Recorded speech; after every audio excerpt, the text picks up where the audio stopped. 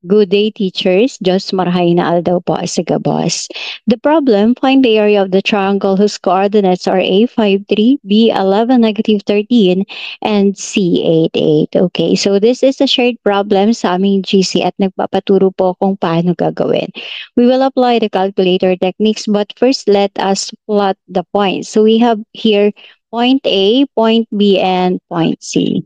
For us to create a triangle, so kailangan nating i-connect ang point. So AB, BC, and CA. Ayan, may triangle ABC na po tayo. At para magkaroon po tayo ng positive area na ating hinahanap, ang i-consider po natin ay counterclockwise direction. Okay. Kapag sinabing counterclockwise ay against the rotation of the clock. Okay? So, pwedeng A, B, C, pwedeng B, C, A, or pwedeng C, A, B. Depende po sa atin kung alin ang mas bet natin. So, for now, we will use B, C, A. Okay?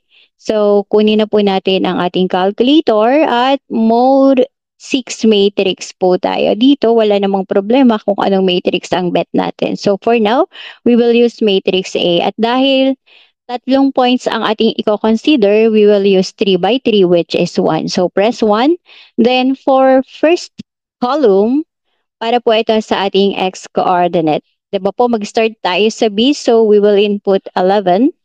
Then, the second column is for y coordinate, we have -13.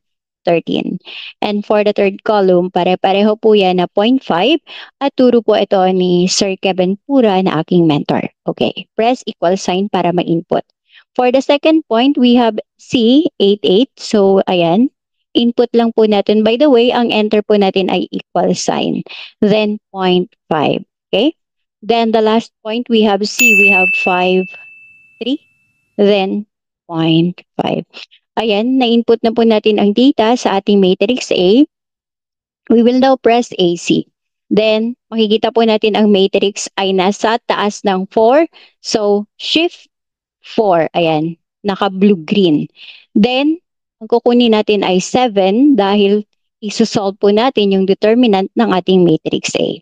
So, determinant of matrix A dahil shift 4, ayan, dahil matrix A yung ginamit natin. Pero kung ang ginamit natin ay matrix A, so 5 yung ating pipiliin. Okay, so press 3. Then close parenthesis equal sign. The answer is 39. So we have 39 square units for the area of the triangle. So the answer is letter A. What if ang gusto ko ay clockwise naman? Ano po ang mangyayari? Okay, so ipakita natin kung bakit kailangan nating i-graph at gamitin ang counterclockwise. Okay, so for this matter, meron naman na tayong data. So shift 4, data 1. Babalikan lang po natin yung matrix natin. At ngayon, dahil ang gusto ay clockwise, sunod sa ikot ng orasan.